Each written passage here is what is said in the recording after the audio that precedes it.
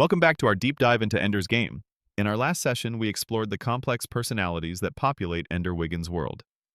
Today, we pivot to a crucial aspect of his journey, the profound and often harrowing evolution of his leadership. We'll trace how a reluctant child becomes a strategic genius, and the immense personal cost of that transformation. Ender's initial leadership is not born of ambition, but of necessity and survival. He's not a natural commander seeking power. He's a child desperately trying to navigate a hostile environment. His early actions, like defeating Stilson and Bonzo, are driven by a need to protect himself and to end conflict decisively, often through overwhelming force. This establishes a pattern.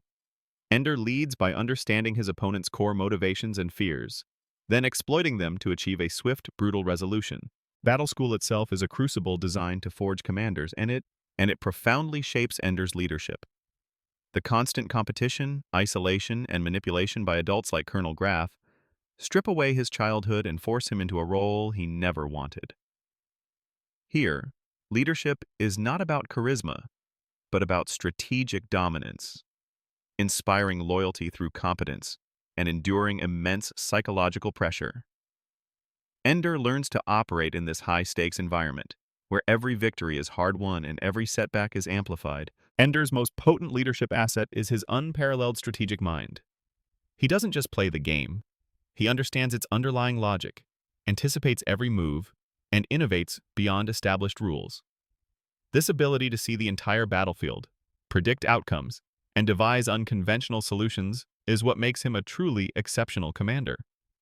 He learns to leverage this genius not just for personal survival, but for the success of his army. While Battle School attempts to isolate Ender, he gradually builds a loyal and effective team.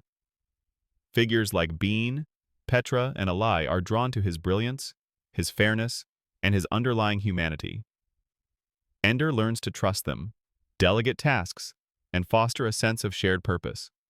This transition from individual prodigy to a leader who can inspire and command others is a critical step in his leadership evolution, transforming his personal genius into collective strength. This intense leadership journey comes at a profound personal cost.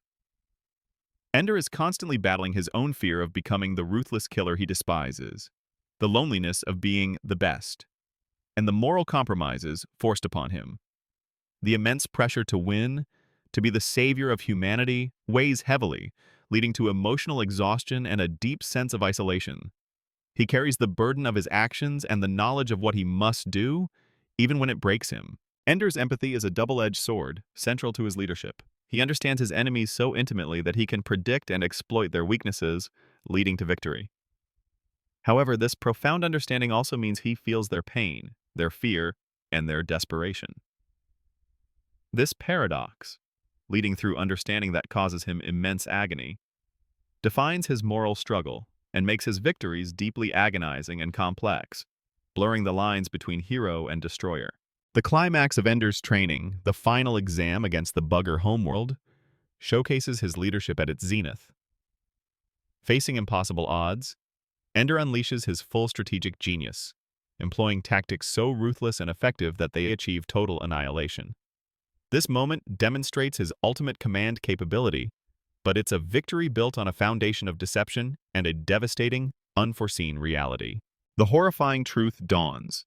The simulation was real. Ender has committed genocide. This revelation shatters him, forcing him to confront the ultimate consequence of his leadership. His strategic brilliance, honed for survival and victory, has led to the extinction of an entire sentient species. This burden of guilt and responsibility becomes the defining element of his post-war existence, fundamentally altering his path forward. In the aftermath, Ender's leadership transforms into a quest for atonement. As the speaker for the dead, he dedicates himself to understanding and honoring the lives of the buggers he destroyed.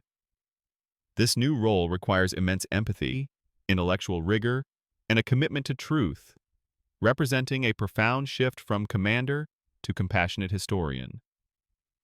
He seeks to redeem himself, not through victory, but through bearing witness and ensuring their story is told. A new form of leadership focused on remembrance and reconciliation. Ender's leadership journey is a tragic arc from a child forced to fight to a brilliant commander who wins a war through devastating means. and finally to a man seeking redemption through understanding.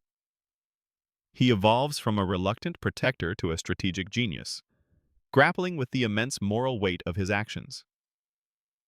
Ultimately, he finds a new path in bearing witness, seeking truth, and advocating for the forgotten, demonstrating that true leadership can transform even the most devastating victories into opportunities